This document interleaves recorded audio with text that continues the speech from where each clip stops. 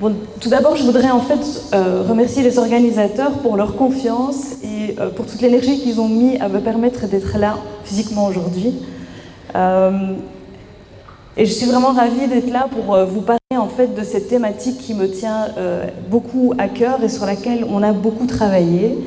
Et ce que j'aimerais vraiment, c'est vous partager les choses en vous disant que je pense qu'on a tous des petits leviers à activer.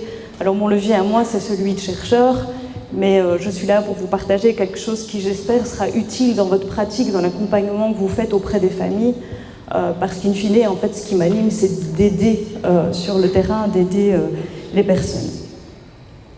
Alors on va parler d'épuisement, on va parler de burn-out parental et on va partir de la situation des gens. Et je voudrais commencer par vous présenter Marie. Alors Marie, elle est mère de 2 enfants, de respectivement 5 et 2 ans. Et quand je l'ai rencontrée, elle m'a entre autres confié la chose suivante. Elle m'a dit, c'est la saturation, elles vont se chamailler, elles vont crier 500 000 fois « Maman, maman, j'ai faim, maman, j'ai soif, je dois aller aux toilettes, je dois faire ci, je dois faire ça ». Ce ne sont que des gosses et leurs demandes sont légitimes, mais ce mot « maman », je ne le supporte plus. La première fois que votre bébé vous dit « maman », c'est le plus beau jour de votre vie.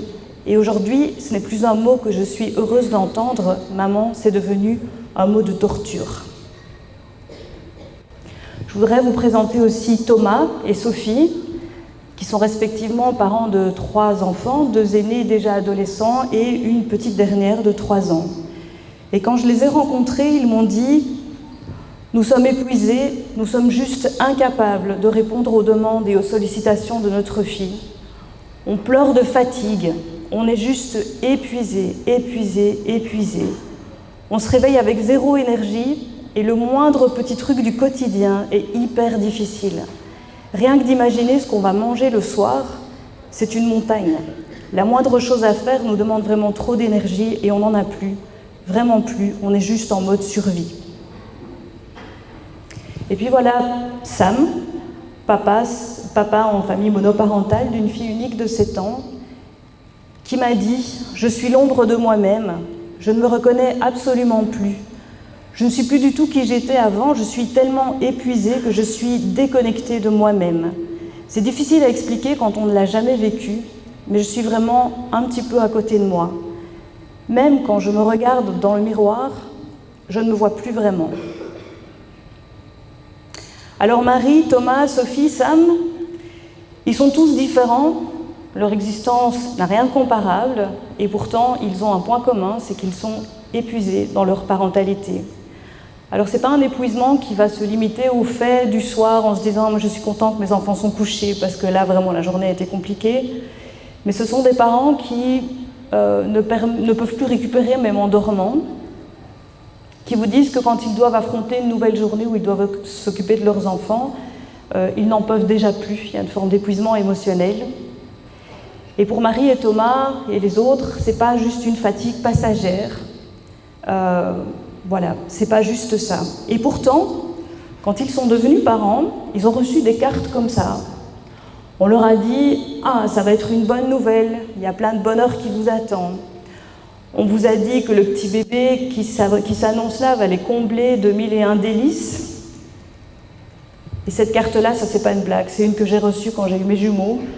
On m'a dit ce sera beaucoup d'amour, de joie, de bonheur intense. Et on m'a dit comme t'en as 2, ça va être 2 fois plus intense. Et c'était pas faux. Alors la parentalité dans notre culture, mais c'est vrai dans la plupart des cultures du monde, elle est entourée d'attentes d'émotions positives. Fierté, joie, épanouissement. Et ce qu'on dit moins, c'est qu'il y a aussi toutes les émotions négatives qui peuvent accompagner la parentalité et qui ne sont pas très politiquement correctes, que beaucoup de gens éprouvent, mais qu'on ne partage pas volontiers en tout cas. Et on va voir que ce n'est pas sans conséquences, ces attentes sociales. Sauf que quand on n'y prend pas garde, l'épuisement parental, eh bien en fait, il peut en arriver à un stade où on ne parle plus d'épuisement, mais on parle de burn-out parental.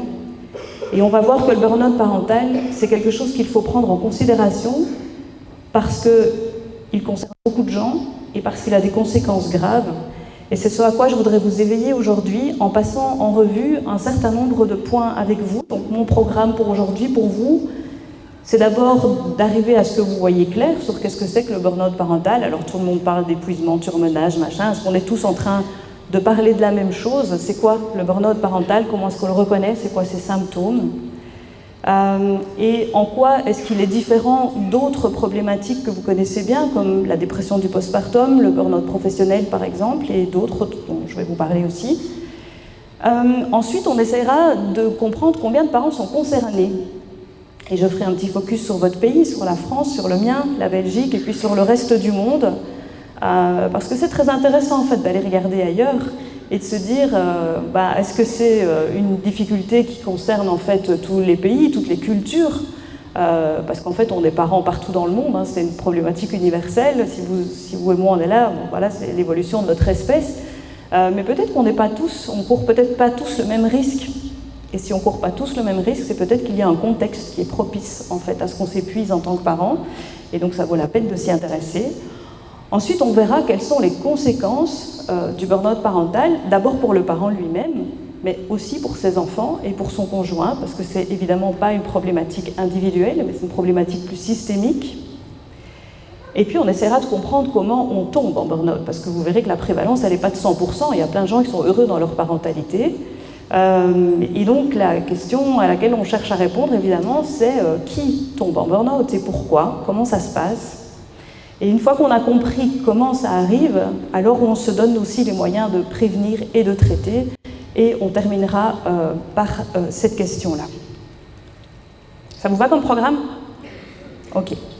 On m'a dit qu'après 45 minutes, vous n'en pourrez plus. Voilà, donc on fera une pause, je ne sais pas trop où on sera. Mais je vous promets qu'on fera une pause après 45 minutes. Alors le burn-out parental, c'est quoi? Quels sont les symptômes et comment on fait le diagnostic différentiel avec d'autres problématiques? C'est une question importante parce que est-ce qu'on a vraiment besoin d'un terme en plus? Est-ce qu'il y a une raison de faire la différence, par exemple, entre la dépression, le burn-out professionnel? Est-ce que tout ça, ça fait du sens? Alors d'abord, je voudrais vous dire que c'est pas moi qui ai inventé le terme de burn-out parental, c'est ni moi ni Moira. Il existe en réalité depuis un certain nombre d'années. Alors, le terme burn-out, vous le connaissez mieux dans le domaine professionnel. D'où est-ce qu'il vient ce terme burn-out? En réalité, on le doit notamment à un psychiatre qui s'appelait Herbert Freudenberger, qui travaillait avec des personnes qui souffraient d'addictions graves. Et dans le centre qu'il animait, il travaillait avec des bénévoles. Et ce que Herbert Freudenberger va observer, c'est qu'il a la chance évidemment d'avoir ces bénévoles qui sont des gens hyper idéalistes, hein, qui donnent de leur temps pour autrui. Et en fait, il va dire de ces bénévoles qu'ils s'éteignent comme une bougie qui, après avoir allumé de longues heures, s'étouffe sur elle-même. Vous voyez ce mouvement de la flamme qui vient s'étouffer sur la mèche?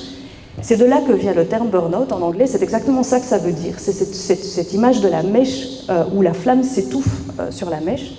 Et il dit que ça représente bien ce qu'il observe en fait chez ces bénévoles qui n'en peuvent plus, qui après avoir donné tout leur être dans cet idéal, qui ont été hyper investis, eh bien s'écroulent et n'en peuvent plus. Et puis on a Christina Maslach qui dans la foulée est une jeune doctorante à l'époque qui va réaliser sa thèse dans le domaine du burn-out professionnel. Elle va s'intéresser aux soignants et particulièrement aux infirmières. Et elle dira du burn-out que c'est la maladie de ceux qui prennent trop à cœur leur métier d'aide et de prendre soin des autres. Elle décrira le burn-out professionnel comme se manifestant avec 3 signes. Le premier étant l'épuisement, qui est à la fois un épuisement physique et émotionnel. Si vous avez déjà eu des personnes en burn-out professionnel dans votre entourage, ils vous disent parfois qu'ils ont physiquement une impossibilité à sortir de leur lit le matin. Et on reviendra tout à l'heure sur les raisons pour lesquelles ce n'est pas seulement un épuisement qu'on a dans la tête, qui est psychologique. Et puis ces personnes, elles vont manifester ce qu'on appelle des symptômes de dépersonnalisation. Ça veut dire qu'ils finissent par traiter les personnes avec qui ils travaillent, que ce soit des clients ou des patients, comme des objets plutôt que comme des êtres humains. Et donc c'est ces infirmières qui vont parler du sein de la chambre 322 au lieu de parler de Madame Durand. Okay. Et puis une perte d'efficacité professionnelle, bien entendu, parce que si vous êtes au bout du scotch, que vous êtes fatigué et que vous traitez les autres comme des objets, bah forcément vous ne faites plus très bien votre travail. Alors très rapidement, parce que les parents sont des hyper investis, idéalistes et qui prennent soin des autres, il y a 2 chercheurs américains qui sont Procaccini et Kiefaber, c'est intéressant, c'est des hommes, qui ont écrit un bouquin dans les début des années 80 en disant « Mais vous savez, tout ce qu'on est en train de travailler dans le domaine professionnel, ça peut se passer dans d'autres domaines de la vie et en particulier dans le domaine parental. » Et ils vont rédiger tout un ouvrage là-dessus. Ce qui est fabuleux, c'est qu'à l'époque, tout le monde s'en fout. Personne ne va relever le mot, personne ne va s'intéresser à la question du burn-out parental. Ça va rester complètement lettre morte, à part une étude qui est faite en 89 sur des mères célibataires. C'est à peu près tout ce qui va se passer dans les années 80. Et on aura sans doute l'occasion de revenir peut-être, si ça vous intéresse, sur les raisons pour lesquelles on n'est pas mûr à l'époque pour parler de burn-out parental. Et en 2 mots, pourquoi est-ce qu'on n'est pas mûr? Parce qu'en réalité, la prévalence qu'on observe aujourd'hui dans le burn-out parental est le fruit d'une évolution qui porte sur la représentation de l'enfant et de l'intérêt supérieur de l'enfant qui culmine en 89 au moment où on ratifie la Déclaration des droits de l'enfant. Mais donc vous voyez qu'au début des années 80, on n'est pas au bout du processus. Et dans la foulée d'une focalisation sur le parent tel qu'il doit se comporter pour agir dans l'intérêt supérieur de l'enfant, qui est le fait des années 90, début des années 2000. Et donc, en réalité, cette préoccupation focus sur l'intérêt supérieur de l'enfant et la qualité de la parentalité, et toutes les recommandations, les pressions qui vont avec, c'est après. Donc, dans les années 80, on n'est pas mûr pour en parler. Et je pense que le contexte fait en sorte que la prévalence est bien moins importante aujourd'hui. Donc, la probabilité de tomber en burn-out est bien moins grande aujourd'hui, parce qu'on n'est pas encore au fait même et au point culminant des injonctions, des recommandations, des recettes toutes faites et de toutes les pressions que subissent les parents aujourd'hui. Raison pour laquelle, à l'époque, en fait, ça ne concerne pas trop de personnes, on n'en parle pas, ce n'est pas un problème de santé publique, et donc, simplement, on ne s'y intéresse pas. Donc, il va falloir attendre le XXIe siècle pour qu'on s'intéresse à la problématique. Et au départ, qui va s'y intéresser? Une équipe de chercheurs en Norvège, emmenés par Norberg, mais ils vont s'intéresser à l'épuisement de parents qui ont des enfants gravement malades. Quand je vous dis gravement malades, c'est des transplantations de cellules souches, c'est le cancer, ce sont des enfants hospitalisés, et là tout le monde se dit, ben ouais, quand on vit des situations extrêmes comme ça, il est parfaitement normal de s'épuiser. Et puis, un peu plus loin, il y a 2 cliniciennes françaises, Violaine Guérito et Liliane Holstein, qui sont toujours en service. En tout cas, Liliane Holstein, elle consulte toujours, pardon, je la connais bien.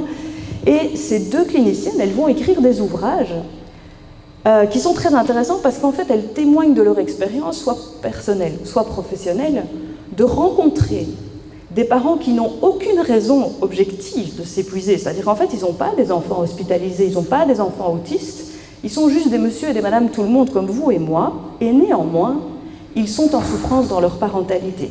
Ce qui donne l'idée qu'en réalité, peut-être qu'il ne faut pas être dans une situation tellement extrême pour éprouver de l'épuisement parental. C'est comme ça qu'avec Moira, on a l'idée de se poser la question de savoir, mais est-ce que ce qui a été observé dans le burn-out professionnel s'observe aussi dans la parentalité chez les parents tout venant de la communauté sans particularité?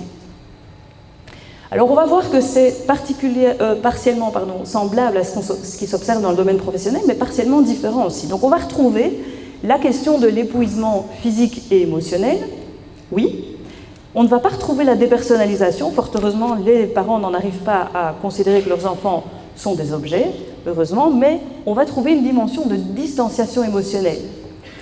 Donc ce sont des parents qui, comme je l'ai dit, donc, sont avec zéro énergie, qui n'ont plus la force physique et mentale de s'occuper de leurs enfants, et qui vont prendre de la distance émotionnelle. C'est-à-dire qu'en fait, ils vont fonctionner en pilotage automatique, à faire le strict minimum, donner à manger, remplir le frigo, conduire à l'école, mais avec plus l'énergie pour se connecter émotionnellement à leurs enfants, être proches, passer du temps avec eux. Il y a d'ailleurs une saturation, une perte de plaisir dans le rôle avec des parents qui vous disent « Moi, je n'ai plus envie de m'asseoir à côté, ni pour faire les devoirs, ni pour faire un jeu, j'en peux plus.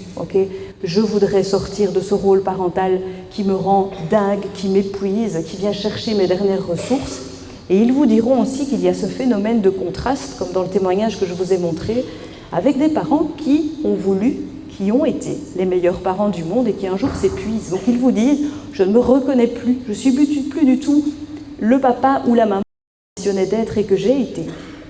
Parce qu'en réalité, pour tomber en burn-out, c'est comme dans le domaine professionnel, vous n'allez jamais tomber en burn-out si vous n'en avez rien à faire de votre travail. Les gens qui tombent en burn-out, c'est parce qu'on nourrit des idéaux, on est méga motivé, on se donne à corps et à cri dans ce qu'on croit être juste, qu'on croit être bon, et un jour on s'effondre à force de s'être vidé de toutes ses forces. Et bien dans la parentalité, c'est la même chose. Les parents qui tombent en burn-out sont des parents hyper investis, souvent hyper idéalistes, et qui ont voulu et qui ont été souvent des parents très bons. J'ajoute aussi que ce contraste, c'est quelque chose qui ne va pas échapper à l'entourage, okay, ni aux conjoints, ni aux enfants, on y reviendra tout à l'heure. Quand on a commencé à travailler sur cette question, les journalistes se sont beaucoup pressés pour venir voir de quoi il s'agissait. Et encore là, je viens de répondre à une journaliste qui trouvait ça trop chouette à transmettre aux familles. Mais ils sont tous venus, ou beaucoup en tout cas, avec une question qui nous a perturbés à l'époque de nous dire, au fond, est-ce que tout ça, c'est pas juste un truc que les parents, ils ont dans la tête? C'est-à-dire qu'en fait, on vit à une époque où tout le monde en a marre de tout, et donc, ben oui, on en a marre de ses gosses, de son chien, du mari, voilà. C'est un peu la mode, en fait, de se plaindre, et donc, quelque part, ce serait une problématique moderne. Donc, ça ne veut pas dire qu'on ne doit pas s'en occuper, peut-être c'est de fait quelque chose qu'on a dans notre représentation, ce qui ne veut pas dire que ça n'engendre pas de la souffrance, mais on s'est quand même posé la question de savoir est-ce qu'on peut objectiver le stress que ces parents vivent. Parce qu'en les ayant rencontrés pour du vrai, on a du mal à se dire c'est juste un truc qu'ils ont dans la tête. Mais il faut quand même se donner les moyens d'aller le vérifier. Et comment est-ce qu'on s'y est pris? On a en fait essayé de doser la quantité de stress accumulée dans l'organisme chez les parents qui souffrent de burn-out parental. Comment est-ce qu'on a fait? En fait, quand vous êtes stressé, peut-être vous ne le savez pas, mais vous générez en fait des hormones spécifiques qui vont venir s'accumuler dans votre organisme. Quand on est stressé, on génère par exemple du cortisol. Et le cortisol, il vient s'accumuler à différents endroits, notamment dans la salive. Le problème de la salive, c'est que si je prends un échantillon maintenant chez vous, je peux savoir comment vous êtes stressé là dans l'instant T, mais je la reprends dans une demi-heure et puis j'ai un autre dosage, donc ça ne m'aide pas beaucoup. Par contre, dans le cuir chevelu, le cortisol vient s'accumuler. Et comme votre cuir chevelu grandit, votre cheveu grandit d'un centimètre par mois, si je prends les 3 cm au bord du scalp, je sais en fait doser à quelle quantité de stress votre organisme a été exposé dans les 3 mois qui précèdent. Okay? On s'est dit, ok, très bien, nous allons faire ça chez les parents qui viennent nous consulter en nous disant mes gosses vont bien, mais moi je suis en souffrance en tant que parent. Okay? Et puis on va prendre des parents qui disent qu'ils sont épanouis, et on va aller chercher des mèches de cheveux, et puis après on va doser. Voilà. Et voyons voir si on va trouver une différence entre les deux. Je commence par attirer votre attention sur le fait que les parents témoins, c'est-à-dire ceux qui disent qu'ils sont contents dans leur parentalité, ils sont déjà soumis à plus de cortisol que les étudiants en situation d'examen. D'accord? Pourquoi? Parce qu'en réalité, l'hormone du stress, elle est très importante pour nous faire fonctionner. D'accord? Elle n'est pas du tout inutile et elle n'est pas à la base toxique. Quand on est parent, d'un point de vue évolutionniste, on est chargé de prendre soin de la progéniture pour perpétuer l'espèce. Et donc, en fait, l'hormone du stress, elle vous prépare à agir et à réagir. Elle vous met au taquet, en fait. Okay? Donc, elle est très importante. Mais quand on est en situation de burn-out, on double la quantité de cortisol. Donc, on en arrive à des doses qui deviennent extrêmement toxiques pour votre organisme et qui vont vous empêcher de fonctionner, d'avoir une courbe du cortisol diurne qui va fondamentalement vous empêcher de fonctionner de manière normale et qui va avoir des conséquences sur votre santé physique, j'y reviendrai tout à l'heure. Donc on n'est pas du tout dans un problème purement subjectif, on est face à des parents qui, dans leur organisme, sont clairement en souffrance et en situation de stress. Et si on compare ça avec la littérature dans d'autres domaines, eh bien on se rend compte que les parents en burn-out ont encore plus de cortisol que les patients qui souffrent de maladies chroniques et que les victimes de violences conjugales. Okay? Donc on n'est pas juste sur un trouble subjectif.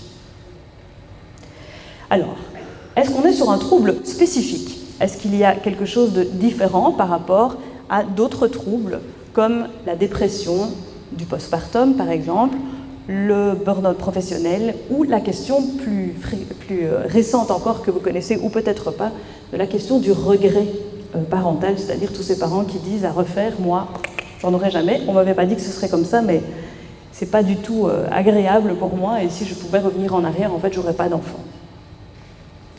Nos études, elles ont montré qu'on est bien sur un trouble spécifique, c'est-à-dire on ne peut pas dire qu'il n'y a pas du tout de recouvrement entre les choses, mais ce recouvrement, il est très partiel, notamment, par exemple, parce qu'avec la dépression, la grosse différence, c'est que la dépression est un trouble qui est transversal, c'est-à-dire qu'en fait, quand on est en dépression, on est au bout du rouleau dans tous les domaines de sa vie, d'accord ? Donc si vous êtes en dépression, votre copine qui va vous appeler pour aller boire un verre le vendredi soir, vous allez lui dire « Ah non, non, je reste chez moi, je veux voir personne. » Voilà. Quand vous êtes en situation de burn-out, que ça soit professionnel ou parental, on est sur un trouble qui est contextualisé. Ça veut dire qu'en réalité, vous êtes en situation de stress quand vous êtes au contact de la source du stress, dans le contexte du stress. On vous retire du contexte du stress, vous allez bien. Si vous avez quelqu'un autour de vous qui est en burn-out professionnel, si vous le voyez fonctionner en dehors de son travail, vous vous dites cette personne va tout à fait bien. Okay ? Le parent qui est en burn-out parental, si la copine téléphone pour sortir de chez elle et aller boire un verre le vendredi soir, elle va dire « Ah ouais !» Okay ? Donc le burn-out, c'est un trouble contextualisé, là où la dépression est un trouble transversal. D'accord ? Alors, burn-out professionnel et parental, deux choses différentes, puisque le contexte qui génère le stress est différent. Et donc un parent en burn-out vous dira « Moi, je travaille de plus en plus tard. J'espère que quand je rentre, mon conjoint les a couchés. » Et un papa m'a déjà dit « Parce que quand ils dorment, j'arrive encore à les aimer. » D'accord ? Donc c'est un trouble qui est bien dans des contextes différents. C'est aussi très important parce que les médecins traitants qui ne font pas la différence entre les deux, ils mettent les parents en burn-out sous certificat médical et ils vont les enfermer avec la source du stress, ce qui est absolument catastrophique. On n'est pas non plus sur une notion de regret. Tous les parents qui sont en burn-out ne regrettent pas d'avoir eu des enfants et l'inverse est vrai aussi. Pourquoi c'est super important en fait de savoir de quoi on parle et de quoi souffre le parent que j'ai devant moi ? Parce que tout à l'heure, je vous montrerai que parmi les conséquences graves du burn-out parental, il y a la notion de négligence et de violence à l'égard des enfants. Je vous expliquerai pourquoi. Mais ce qui est très important, c'est que nos études, elles ont montré qu'en fait, le risque de négligence et de violence, il n'est pas du tout le même quand on est en dépression, en burn-out professionnel ou en burn-out parental. Le burn-out parental, il va multiplier par 13 et par 20 le risque de négligence et de violence envers les enfants. Là où la dépression les multiplie par 6 et par 7, et où là, le burn-out professionnel va les multiplier seulement par 1,3 et 0,6, alors que les regrets n'ont aucune conséquence sur la négligence et la violence. D'où c'est très important de savoir de quoi on parle, parce que quand j'ai un parent qui est vraiment en situation de burn-out parental, il y a dans mon chef une nécessité d'être très attentif aux risques de négligence et de violence qui sont ultra probables, d'accord, et qui augmentent de façon drastique. Alors, est-ce qu'il y a beaucoup de parents concernés en France, en Belgique, dans le reste du monde? C'est évidemment une question importante parce que savoir si on est en train de parler d'une probabilité d'1%, ben, ça veut dire que dans mon travail, il y a des chances que j'en croise jamais. Okay. Si le pourcentage est plus élevé, ben, il y a peut-être des situations où en fait, j'ai déjà croisé du burn-out parental sans peut-être le savoir et sans forcément mettre toutes les dispositions en place. Alors, je suis très intéressée par les aspects interculturels et vous allez comprendre pourquoi. Donc, on a voulu en fait estimer la prévalence du burn-out parental, non pas seulement dans nos pays, mais aussi d'aller voir un peu ce qui se passe ailleurs. Et c'est ce qui avait déterminé la mise en place du consortium dont Laurent vous a brièvement parlé. Au départ, on était 42. Et donc, les données que je vais vous montrer là, en fait, datent de 2018-2019. Aujourd'hui, on est plus de 50 dans ce consortium. Et la première chose qu'on a fait, c'est donc d'essayer d'estimer le pourcentage de parents qui sont concernés par cette problématique de par le monde. Là où vous verrez du blanc, c'est parce qu'on n'a pas de données, et pour le reste, on a mis en couleur de plus en plus foncé les pays selon le pourcentage de parents qui sont donc en situation de burn-out. Je vous laisse brièvement regarder, mais il n'y a pas besoin d'être un statisticien aguerri pour se rendre compte que en fait, les tâches les plus sombres se trouvent dans le nord de la map. Alors, ce n'est pas du tout une question d'ensoleillement ou de situation géographique. On va parler plutôt des pays dits occidentaux, dans lesquels, en fait, la prévalence est plus élevée qu'ailleurs dans le monde. je vais revenir tout à l'heure sur cette question parce que qui dit... Alors, on pouvait faire deux hypothèses. On pouvait se dire, ok, on va probablement trouver partout dans le monde des parents qui s'épuisent, mais pour des raisons différentes. On peut bien imaginer que la raison pour laquelle une maman au Cameroun s'épuise sont des raisons différentes que pourquoi une femme en France s'épuise, ou en Belgique s'épuise, ou en Finlande s'épuise. Au bout du compte, c'est quand même de l'épuisement, c'est juste les facteurs qui amènent à l'épuisement qui peuvent être différents. Ou on s'était dit, peut-être qu'en fait, il y a des grandes variations selon les cultures, auquel cas, il faudra que nous réfléchissions à quels sont les facteurs culturels qui augmentent le risque de s'épuiser. Et vous voyez bien ici que nous avons évidemment essayé de comprendre pourquoi le risque de s'épuiser va varier d'une culture à l'autre. J'y viendrai tout à l'heure quand on essaiera de comprendre pourquoi et comment on tombe en burn-out. Restons pour l'instant sur la question de la prévalence et si je peux me permettre, je vais mettre ça, les pourcentages qui sont là dans les pays occidentaux, c'est 5 à 8%. Et si on met ça à l'échelle de la France et de la Belgique, ça représente, à l'heure où on parle, 200 000 parents en Belgique qui sont en souffrance, 900 000 parents en France. C'est un chiffre qui est conservatoire. Pourquoi? Parce qu'en fait, on est là sur une prévalence dite instantanée. Ça veut dire qu'au moment où je vous parle, si je fais une coupe dans la population, il y a 900 000 parents en France qui sont en souffrance. On peut aussi faire des études de prévalence dite vie entière, qui sont en réalité la probabilité qu'au cours de votre vie de parent, vous fassiez face à un moment donné à un épisode de burn-out. Et là, on serait évidemment dans des taux qui sont beaucoup plus élevés. Donc ça en fait un problème de santé publique. Quand on a 5 à 8% de parents qui sont dans cette situation-là, c'est évidemment important. Alors, au-delà de la fréquence du problème, une autre raison pour laquelle on ne peut pas ne pas se préoccuper de ce problème aujourd'hui, c'est qu'il a des conséquences graves. Et évidemment, on est aussi sur une problématique où les conséquences ne vont pas concerner que le parent lui-même, mais on est sur une problématique systémique où bien sûr le parent va souffrir, mais on peut bien imaginer aussi que les enfants vont souffrir et que probablement aussi le partenaire, le conjoint, va souffrir. Alors, commençons d'abord évidemment par les conséquences sur le parent. Alors, on va dire qu'il y a toutes les petites conséquences habituelles, tout ce qu'on appelle les symptômes dits secondaires, qui ne sont pas spécifiques, mais qu'on va noter au quotidien, comme une augmentation de l'irritabilité. Qu'est-ce que le cortisol va avoir comme effet? En réalité, quand vous avez la présence d'hormones de stress qui est en trop grande quantité dans votre organisme, ça va faire flamber tous les petits maux du quotidien. Si vous êtes quelqu'un qui est sujet à des migraines, vous allez en avoir 3 fois plus que d'habitude. Si vous êtes quelqu'un qui est sujet au lumbago, vous allez vous retrouver au lit 3 fois plus souvent que d'habitude.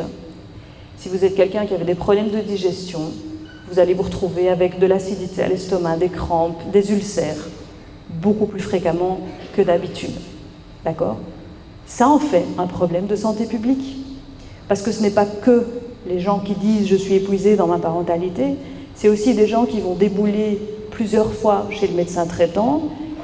Le parent, le médecin, ne va pas faire forcément le lien avec ce qui se passe dans la parentalité, mais il n'empêche qu'on va évidemment tomber dans un cercle vicieux qui est qu'avec tous ces problèmes-là, il va finir par délivrer un certificat médical qui va amener le parent à rester à la maison avec la source du stress qui va ne faire qu'augmenter en fait la présence du cortisol et jamais se sortir de cette histoire.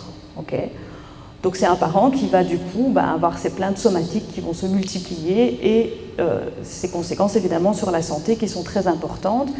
C'est quelque chose qu'une des plus grandes mutualités en Belgique a bien compris et elle nous a d'ailleurs beaucoup soutenus dans notre travail, étant donné les répercussions que ça peut avoir évidemment sur la sécurité sociale. C'est aussi une augmentation des addictions. Alors, c'est les petites addictions habituelles, des parents qui vous disent « je fume 2 fois plus que d'habitude », parce qu'en fait, comme je ne fume pas à l'intérieur, je sors sur la terrasse, et là, c'est un endroit où les gosses ne me suivent pas. Parce qu'en fait, quand je sors pour fumer, ils ne peuvent pas venir avec moi. Et donc, une manière d'avoir la paix, c'est de sortir 2 fois plus. Donc, je vis ma vie sur la terrasse, voilà, je sors pour pouvoir aller fumer. Ce sont aussi des parents qui vont vous dire « j'ai pris l'habitude, quand je rentre, de boire un petit verre, parce que ça me permet de... Ok, me calmer avant de commencer à endosser mon rôle de parent. » Plus grave encore, j'ai envie de dire, ce sont les idées suicidaires. Alors vous allez me dire, oui mais ça on observe aussi dans la dépression, on observe aussi dans le burn-out professionnel. Oui, mais c'est comme la négligence et la violence, le risque des idées suicidaires dans le burn-out parental est encore plus élevé. Pourquoi? Parce que dans le burn-out professionnel, il y a à peu près toujours une porte de sortie. La première porte de sortie, c'est le certificat médical de votre médecin qui, dans l'heure qui suit, vous met à distance de la source du stress. Comme parent, certificat médical, vous n'avez pas. Okay.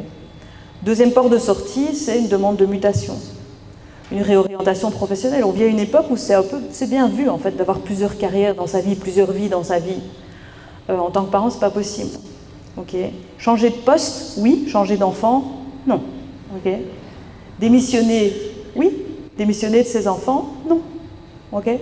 Donc en réalité, dans le burn-out parental, il n'y a pas de porte de sortie. Une fois que vous les avez, ils vous collent à la peau jusqu'à la fin. Et donc les parents, ils ne voient pas d'autre solution, en réalité, que de mettre fin à leur jour. Et c'est terrible. Et donc ils vous disent, en fait, c'est ma seule porte de sortie. Et j'ai des idées suicidaires massives. C'est extrêmement fréquent. Alors ils vous disent ça, ou bien ils vous disent « j'ai tellement envie de tout plaquer que j'ai fait des recherches sur Internet pour savoir comment on fait pour disparaître à l'autre bout de la Terre avec zéro chance que vos gosses vous retrouvent. » Okay. Donc c'est extrêmement préoccupant en termes de conséquences sur le parent. Mais c'est aussi très préoccupant parce que les conséquences, elles ne s'arrêtent pas sur le parent. Je vous ai dit tout à l'heure que le burn-out parental, on doit le distinguer d'autres types de difficultés qui sont conceptuellement proches, mais qui sont assez différentes pour modifier en fait la probabilité d'augmenter le risque de négligence et de violence à l'égard des enfants. Donc le burn-out parental, on se souvient qu'il arrive à des parents qui ont été des parents hyper investis, hyper idéalistes. Et là, tout à coup, voilà que ça se retourne contre les enfants envers qui ils ont tellement été investis. Ça va se retourner à travers de la négligence qui est bien sûr liée à cet état d'épuisement. Donc physiquement, émotionnellement, cognitivement, les parents n'ont plus les ressources nécessaires pour surveiller leurs enfants, être présents. Dès lors, il y a des enfants en bas âge, par exemple, qui sont laissés sans surveillance avec tous les accidents domestiques qui peuvent se produire. Mais pas que. C'est aussi de la négligence éducative avec des parents qui vous disent « je sais très bien qu'il a besoin d'aide pour faire ses devoirs, mais je ne peux plus aller m'asseoir à côté. C'est pas possible. Je sais très bien que mon ado, il a tendance à pas se brosser les dents et se laver, mais je n'ai plus la force de me tracasser de savoir s'il est passé sous la douche, en fait. Je sais qu'il doit repasser chez l'orthodontiste, je sais qu'il a besoin de semelles orthopédiques, mais je ne vais pas aller attendre des heures dans la salle d'attente avec lui, je ne peux pas. Okay. Donc c'est toutes ces négligences du quotidien qui vont s'inviter dans la famille, et c'est aussi des problématiques de violence. Souvent c'est de la violence verbale, avec des parents qui en arrivent à dire des choses horribles, voilà, devant leurs enfants, et qui vont forcément laisser des traces. Donc ça veut dire aussi que dans l'accompagnement, on ne doit pas être que dans un accompagnement individuel, mais aussi qu'il va être un accompagnement plus systémique. On va devoir se préoccuper de savoir qu'est-ce qu'on fait de tout ce qui a été dit et fait. Et parfois, c'est une violence qui va devenir physique, comme dans le témoignage de cette maman qui me disait « J'avais vraiment des crises de colère très intenses à l'égard de ma première fille que je ne supportais plus en fait. Ça me faisait mal au cerveau quand elle partait avec ses cris et ses pleurs, et du coup, oui, j'avais vraiment des hurlements hystériques très violents, une violence verbale très forte. J'essayais très fort de lutter contre la violence physique, mais il m'est arrivé d'avoir eu envie de la tuer. Un jour, elle ne voulait plus faire de sieste. Or, la sieste, j'y tenais. C'était juste pas possible d'encore gérer l'après-midi si elle ne dormait pas, et du coup, je l'avais mise dans son lit. Sa tête avait heurté le bord du lit, et là, elle s'est mise à pleurer. Là, j'ai vraiment eu envie, j'aurais juste eu envie de la boxer jusqu'à la mort. Et c'est à ce moment que j'ai consulté une psy parce que je me suis dit, là, je ne peux pas, je mets les enfants en danger. Il y a quelque chose de très important dans ce témoignage, qui est une régularité, parce qu'en fait, c'est tellement politiquement pas correct de dire qu'on n'en peut plus de ses enfants, qu'avant d'oser pousser la porte d'un professionnel ou même d'un ami, on attend d'être au bout du rouleau, et donc on attend d'être passé à l'acte. Et ce qui va déclencher très souvent la demande d'aide, la demande de consultation, ou le simple fait de me confier à quelqu'un, c'est parce que je sens que j'ai dépassé les bornes, soit parce que j'ai vraiment des idées suicidaires qui commencent à se préciser, et ça me fait peur, soit parce que je me suis rendue coupable d'actes dont je sais qu'ils ne sont pas acceptables vis-à-vis des enfants ou vis-à-vis de mon conjoint. D'accord ? Et une des responsabilités, quand je vous dis on a tous un petit levier, une de nos responsabilités, c'est lever le tabou, ça sûrement, de manière à ce que les gens puissent dire qu'ils n'en peuvent plus avant d'en arriver là. Pourquoi ? Parce qu'en fait, les symptômes dont je vous ai parlé tout à l'heure, ils ne s'invitent pas dans le process tous en même temps. Vous avez vu que j'avais mis une petite flèche en dessous. Et en réalité, ce qui va d'abord s'inviter dans le tableau, c'est l'épuisement. La violence et la négligence arrivent quand la distanciation émotionnelle s'est installée. Pourquoi ? Parce que la distanciation émotionnelle, elle vous empêche d'être en empathie avec votre enfant, d'être connecté émotionnellement. Et c'est à cette condition-là que vous ne voyez plus le problème de commencer à devenir négligent et violent. D'accord ? Mais tant qu'on est dans l'épuisement, on n'a pas d'augmentation du risque, ou peu en tout cas, négligence et violence. Donc si on pouvait se permettre d'aider les gens et de leur permettre de dire qu'ils n'en peuvent plus au stade de l'épuisement, quand il n'y a pas encore la distanciation émotionnelle, ça serait évidemment beaucoup plus simple. Mais ce n'est pas ce qui se passe aujourd'hui. Ce qui se passe aujourd'hui, c'est j'attends d'être au bout du scotch, j'attends de poser des actes terribles avant de demander de l'aide. Et donc ça, c'est extrêmement important de le comprendre et d'être nous au taquet sur la prévention, sur le repérage des gens qui sont en situation d'épuisement. Par ailleurs, les enfants vont aussi manifester une augmentation des problématiques de comportement dits externalisés et internalisés. La distinction entre les deux est la suivante. Un comportement externalisé, c'est un comportement qui est tourné vers l'extérieur. Agitation, opposition, provocation, etc. Le comportement internalisé est tourné vers soi, dépression, anxiété, troubles, plaintes psychosomatiques, etc. Okay ? Les enfants vont repérer le contraste chez le parent, repérer que le parent est en souffrance. Et ils ont deux manières de se positionner. Certains d'entre eux vont en fait avoir tellement peur face à la négligence que le parent oublie qu'ils sont là, qu'ils vont se faire remarquer de toutes les manières possibles. Et donc ils se mettent à provoquer, à être chiants. Et vous imaginez bien à quel point ça devient compliqué évidemment le problème, parce qu'un parent à qui il reste 10% de batterie, si en plus les enfants commencent à provoquer et à se faire opposants, ça ne va pas solutionner les choses. Mais d'autres enfants vont réagir différemment en repérant le parent en souffrance et en se disant « Ouh là là, il a l'air d'aller tellement mal, papa, ou elle a l'air d'aller tellement mal, maman, que je ne vais pas venir en rajouter, je vais me faire tout petit. » Et donc ce sont des enfants qui vont commencer à avoir des épisodes d'énurésie, de cauchemars, d'anxiété, de phobie scolaire, etc. etc. Okay ?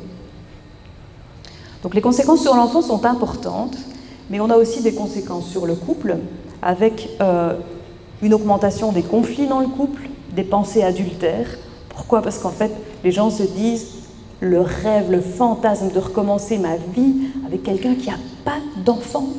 Okay ? Et aussi, nourrir des fantasmes.